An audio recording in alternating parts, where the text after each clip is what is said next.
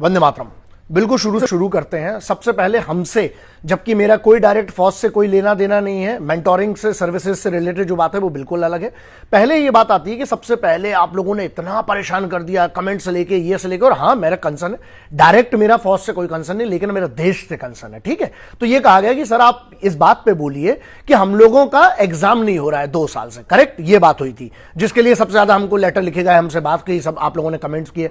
दूसरी चीज ये कही गई कि जिनका 2 साल की उम्र निकल जाएगी सर, उनका क्या होगा, और फौज के एग्जाम ही नहीं हो रहे हैं, फौज की भर्ती नहीं निकल रही, ये सब हुआ। मैंने क्या किया, मैंने संवैधानिक तरीके से आप लोगों को बताया, क्योंकि मैं अपील नहीं कर सकता हूं, आप कर सकते हैं, क्योंकि आपके अगर कॉन्स्टिट्यूशनल राइट्स जो है, फंडामेंटल राइट्स, उसका अगर आपको लगता है कि नहीं पूरे हो रहे, तो आप कोर्ट जा सकते हैं, हाई कोर्ट, सुप्रीम कोर्ट। उस पर मैंने लगातार वीडियो की सीरीज की। उसके बाद मैंने 3 मार्च को लेटर लिखा, दूसरी बार लेटर लिखा माननीय महामहिम साहब को। तो इसमें दो बातें आती हैं। ठीक है, पहले महामहिम साहब को लेटर लिखा 3 मार्च को, उसके बाद यह लिखा कि बच्चों की 2 साल, क्योंकि कोविड के कारण 2 साल की इनकी उम्र की छूट हो। मैं तहे दिल से धन्यवाद करना चाहता हूं कि उसके बाद ये देखिए, उसके बाद ये लेटर का जवाब रक्षा मंत्रालय से। ठीक है, ये डेट है, ये पढ़ लीजिए। ठीक है, 26 मई को ये जवाब आता है मेरे पास। ये ब्रिगेडियर साहब हैं, ठीक है, डायरेक्टर जनरल साहब के एडिशनल ऑफिसर हैं, डायरेक्टर जनरल साहब के रतन कुमार ब्रिगेडियर साहब, और ये सीसी किया जाता है संबंधित पूरे मंत्रालयों को। ठीक है, मतलब विभागों को। उसके बाद मतलब इसको राष्ट्रपति साहब की तरफ से पिटीशन माने जाके उसके बाद फॉरवर्ड किया गया। उसके बाद रक्षा मंत्रालय ने उस चीज को संज्ञान में ले लिया राष्ट्रपति जी के आदेश पर। ठीक है, अब टूर ऑफ ड्यूटी और जो अग्निवीर का फिर अनाउंसमेंट हुआ, तो यहां पर सरकार का कहना क्या है कि फायदे गिनाए गए हैं सरकार की तरफ से, बिल्कुल, और बच्चों को जो है उसमें असहमति है कुछ लोगों की। मैं यहां पर एक बात करता हूं कि आपने मुझसे जो बोला था, मैंने क्या काम किया।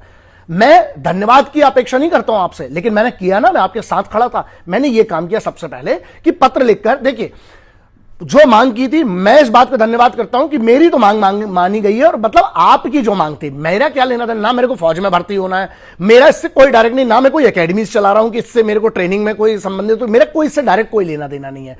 ठीक है, भर्ती से संबंधित और इस सबसे, फिर भी मैंने, क्योंकि युवाओं की बात थी, देश के यूथ की बात थी, मैंने बात रखी।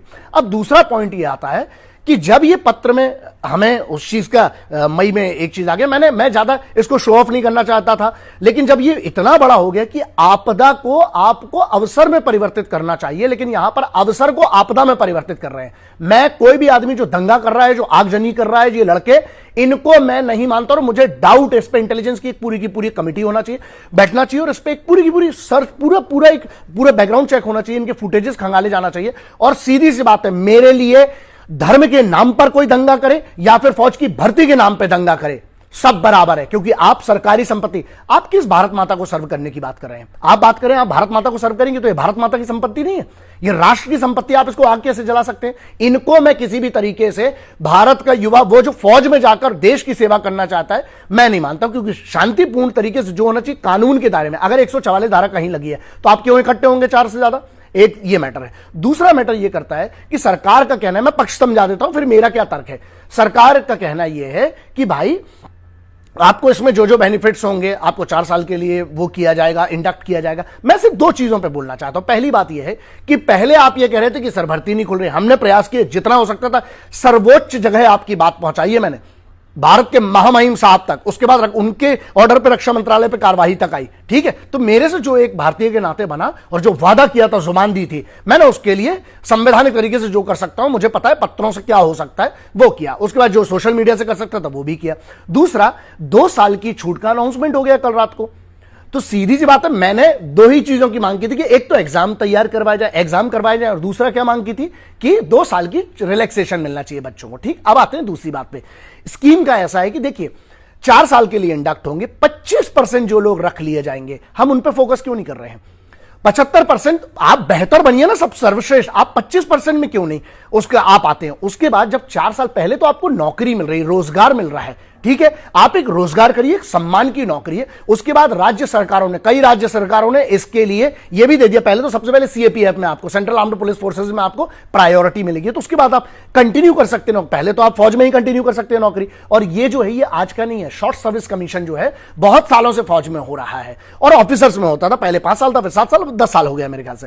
अब दूसरी बात ये आती है इसमें, तीसरा पॉइंट ये आता है कि जहां पर आप अगर इसको पूरा समझेंगे, इसको कि एक तरफ हमें फौज को मॉडर्न भी करना है और दूसरी तरफ तजुर्बा भी चाहिए जो सीनियर लोग हैं, ठीक है। तो उस पर 4 साल बाद जब ये स्कीम का, जब 4 साल बाद पहला बैच आएगा, 2 साल आपके लिए बढ़ गए हैं, आप पहले आइए। तो उसके बाद कुछ बच्चों ने ऐसा पता चला कि आत्महत्या करी। भाई देखिए, मैं इस आत्महत्या वाले पे इसलिए नहीं बोलना चाहता, ये कौन सी बात हुई यार, नहीं, आप लड़िए।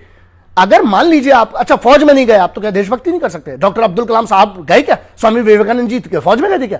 बात यह, हमें राष्ट्र के लिए, राष्ट्र भक्ति के लिए सिर्फ फौज नहीं, उसके अलावा भी बहुत सारे। मान लीजिए आपका नहीं हो, तो क्या आप आत्महत्या कर लेंगे? मैं इसका समर्थन नहीं करता हूं। दंगाइयों को समर्थन नहीं करूंगा जो आगजनी कर रहे हैं उनको। पहली बात तो मैं मानता नहीं, मुझे लगता है कि इन बच्चों के साथ मिलकर कुछ असामाजिक तत्व हैं जो ये कर रहे हैं, ठीक है। तीसरी बात यह करता हूं कि भाई आप आर्मी, नेवी, एयरफोर्स के चीफ्स, ठीक है, उनकी फोटो पे ऐसा कट का निशान लगाकर कुछ लोग शेयर कर रहे हैं। अच्छा, मतलब आप, अच्छा इसका निर्णय किसने लिया है? इसका निर्णय सरकार ने किसके साथ मिलकर लिया है? आर्मी, नेवी, एयरफोर्स, तीनों के चीफ के साथ मिलकर इसका निर्णय लिया गया है टूर ऑफ ड्यूटी का, ठीक है। तो इसकी प्रक्रिया को आप चैलेंज कैसे, अभी नहीं, संवैधानिक तरीके से जो भी करना है आप वो कर सकते हैं। भाई देखिए, वो आर्टिकल जो आपके यहां, आपको सुप्रीम कोर्ट, हाई कोर्ट का मैं पहले प्रोसीजर बता चुका हूं, पैसे नहीं है तो नालसा में जाइए। मैटर यहां पर क्या करता है ना, बहुत सोचिएगा। रोजगार मिल रहा है, पहले तो आप अपनी एंट्री, अपनी कुवत साबित करके आप रोजगार लीजिए। दूसरी बात, आप इतना अच्छा परफॉर्मेंस कीजिए कि आप उस 25% में रह जाए ना। और तीसरी बात, 4 साल बाद, इसके बाद भी विचार विमर्श, हां अगर कोई त्रुटियां छूट गई हैं सरकार से तो उसके तरीके होते हैं, कानूनी तरीके, संवैधानिक तरीके होते हैं। और मैं सीधी सी बात है, इसमें एक चीज मैं कहना चाहता हूं कि हां, इसमें इंप्लीमेंटेशन पे ग्राउंड लेवल पर, जैसे मेंबर ऑफ पार्लियामेंट्स को नहीं पता था, उसके बाद जो वहां के लोकल्स थे उनको नहीं पता था, स्कीम लॉन्च हुई तो लोगों को इसके बारे में जानकारी नहीं। अगर इसको प्रॉपरली अवेयर किया जाता फिर लॉन्च किया जाता, यस, इस चीज को मैं बोलना चाहता हूं क्योंकि ये एक बहुत बड़ी चूक हुई है। लेकिन जहां बात आती है कि आप आगजनी करने लगोगे, आप पूरी आर्मी, नेवी, एयरफोर्स के चीफ को गाली बकने लगोगे, आप भारत के प्रधानमंत्री, रक्षा मंत्री को ही गाली बकने लगोगे। एक मिनट, वो चुने गए हैं। मैंने आज तक, चाहे वो किसी भी पार्टी के हो, किसी भी संवैधानिक पद के व्यक्ति के, मैं उसकी बात गलत नहीं करता हूं। क्यों? क्योंकि वो चुने गए हैं। एक डेमोक्रेटिक सिस्टम है, किसी भी सरकार को चुना जाता है, ठीक है। मैं हमेशा एक बात याद रखिएगा, मतभेद होना ये डेमोक्रेसी में चलता है और होना भी चाहिए। आपकी मांग होना चाहिए, विरोध करने की, पीसफुल मार्च की होती है अगर आपको परमिशन मिल रही है, 144 नहीं लगी तो। लेकिन मनभेद नहीं होना चाहिए। यहां तो मनभेद की बात आ गई। आप यहां पर धमकियां दे रहे हो, आप मतलब ये उनके ऐसे फोटो पे कट लगाना, ये कौन सा है? और ये जो आगजनी कर रही है, ये कैसे देशभक्त हैं? इनको आप देशभक्त मानते हो आप अपने आप को? सीधा बात करता हूं मैं आपसे, आप युवा हैं, मुझे दुख लगा यार, क्या मैं आप लोगों के लिए इतनी बड़ी लड़ाई, अपना पैसा लगा के, अपना समय लगा के, फ्री नहीं बैठा कोई इधर, सब काम धाम छोड़ के आप लोगों के लिए फॉलोअप कर रहे हैं। वहां राष्ट्रपति के वहां पर महामहिम साहब के द्वारा सेक्रेटरीट से लेकर रक्षा मंत्रालय से लेकर जहां जहां जो करते हैं, फ्री बैठेंगे इधर पर, इसलिए क्योंकि मैटर करते हो आप लोग युवा मेरे लिए। और मैं बोलता हूं कि मैं आपका फैन हूं, लेकिन मैं उन युवाओं का फैन हूं जो आज भी अपनी तैयारी पे फोकस कर रहे हैं और उनको इतना भरोसा है कि हम 25% में कंफर्म हम फिर से रीसिलेक्ट हो जाएंगे। तो यहां पर ना थोड़ा संयम की जरूरत है। आपको, अगर आप आगजनी करोगे, मैं इसका साथ नहीं देता हूं। ये, इनको पहली बात तो मैं देशभक्त मानते नहीं हूं, चाहे वो धर्म के नाम पर आग लगाएं, चाहे आर्मी की भर्ती के नाम पर आग लगाएं। अब एक लास्ट मेरा संदेश ये है इस पर यार, इजराइल, यूनाइटेड स्टेट्स, बहुत सारे देश ऐसे, स्पेशली अगर मैं इजराइल की बात करूं, वहां पर कंपलसरी आर्मी ट्रेनिंग है, उसको फिर वो रिजर्व फोर्स में चले जाते हैं। कई लोगों ने ये कहा, बहुत बुद्धिजीवी लोगों ने, कि ये लोग ट्रेनिंग लेने के बाद जब फौज छोड़ देंगे तो ये आतंकवादी बन सकते हैं। पागल आगल हो के दिमाग है तुम लोगों में? एक बार जो देशभक्त होता है, अच्छा अगर मेरा बी नेगेटिव ब्लड ग्रुप है तो मैं बदल कैसे लूंगा? अगर कोई देशभक्त है ना तो वो देशभक्त ही रहेगा, वो सरकारी संपत्ति और देश के खिलाफ हथियार नहीं उठाएगा। और जब कई राज्यों की सरकार भी कह रही है कि प्रायोरिटी मिलेगी जॉब में, मैं ये कहता हूं कि आप लोगों की मांग थी कि नौकरी, आप भाई नौकरी में पहले अभी इंडक्ट तो होइए, लेकिन अगर आपने क्राइम कर दिया, आपके ऊपर एफआईआर हो गई, तो वैसे ही आपकी नौकरी चली जाएगी। तो थोड़ा बुद्धि का उपयोग करिए। और जो लोग आत्महत्या कर रहे, देखो अपने मां बाप का चेहरा देख लेना और जरा ये देखना कि आपका जीवन, अगर आप सच में देश के लिए जीना चाहते हो, तो सिर्फ फौज नहीं, उसके अलावा भी बहुत काम करके आप देश की सेवा कर सकते हो। अपने अपने स्तर पर आप बहुत सारी चीजों पे कर सकते हो। लेकिन और जो लोग बरगला रहे हैं इसके लिए ना, वो भी मैं सीधे कहता हूं कि पहले आप पढ़ लीजिए, अपनी तैयारी कीजिए, पहले आप इंडक्ट होइए, जाइए तो फौज में। यार 2 मांगों के लिए आपने कहा था, मैंने पूरा एड़ी चोटी सिर माथा सब जोर लगा दिया। भाई पहली मांग थी कि सेना की भर्तियां शुरू की जाए, तो हो तो गई, इतने बड़े नंबर में भर्ती हो रही हैं, ठीक है। दूसरी ये मांग थी परमानेंट और टेम्परेरी वाला, मैं कौन हूं, मैं थोड़ी निर्णय कर सकता हूं यार। वो सरकार का और आर्मी नेवी एयरफोर्स तीनों की चीफ ने बैठ के किया है। मैं थोड़ी हूं, आपने मुझे चुना है क्या? मैं नहीं हूं भाई। यहां पर जब सांसद चुने जाते, सांसद चुनते हैं एक सरकार को, ठीक है, विधायक विधान परिषद, फिर उसके बाद सांसद चुनते हैं पूरे उसके एक नेता को, फिर वो उनका चयन होता है। सरकार चुनी गई है और सरकार चुनने के बाद सरकार ने एक पूरा का पूरा प्रस्ताव रखा। उस प्रस्ताव रखने के बाद आर्मी नेवी एयरफोर्स, अच्छा एक बात बताइए, आर्मी नेवी एयरफोर्स तीनों लोगों ने इसकी सहमति नहीं दी है क्या? दी है ना। मुझे लगता है कि मुझसे बहुत ज्यादा बुद्धि सर्विंग जनरल्स की है यार। आर्मी नेवी एयरफोर्स के चीफ की मेरे से बहुत ज्यादा बुद्धि है। मुझे तो कुछ नहीं मालूम है दुनिया के बारे में जितना उनको फौज के बारे में पता है। तो अगर उन लोगों ने सहमति दी है तो इसके लिए मतलब इसका बेहतरी, आप क्या आर्मी नेवी एयरफोर्स के चीफ की देशभक्ति पे प्रश्न उठा रहे हैं या आप उस पूरी कमेटी पे प्रश्न उठा रहे हैं? तो सोचिएगा, डेमोक्रेटिक कंट्री में हमने चुनी है सरकार, चाहे कोई भी हो। और मैं आपको बोलता हूं ये बात, मेरी आप मेरे पूरे इतिहास के वीडियो उठा के देख लीजिए, मैं सीधी बात बोलता हूं और ये क्लियर कट ये बोलता हूं कि जब कोई चीज पारित हुई है उसमें अमेंडमेंट किए जा सकते हैं। हां, बिल्कुल करना चाहिए अगर आपको लगता है। बहुत सारे तरीके हैं उसके, कानूनी तरीके, संवैधानिक तरीके हैं। लेकिन जहां ये आगजनी की बात आ रही है और जो ये दंगाई, अगर आप रोडों पे आग लगाओगे तो आप पर भी वही कार्रवाई होना चाहिए जो उन लोगों पे होना चाहिए जो धर्म के नाम पर, जो संप्रदाय के नाम पर आगजनी करते हैं, पत्थरबाजी करते हैं। बहुत क्लियर इसमें कोई डाउट नहीं है, ठीक है। आप किसी चीज की आड़ में नहीं बच सकते हो, नहीं। और दूसरी बात है, अगर 144 धारा लगी, आपको मना किया गया कहीं जाने से, तो आप नहीं जाएंगे, क्योंकि वो बात फिर तो आप कॉन्स्टिट्यूशन का ही सम्मान नहीं कर रहे, कानून का ही सम्मान नहीं कर रहे हो, है ना।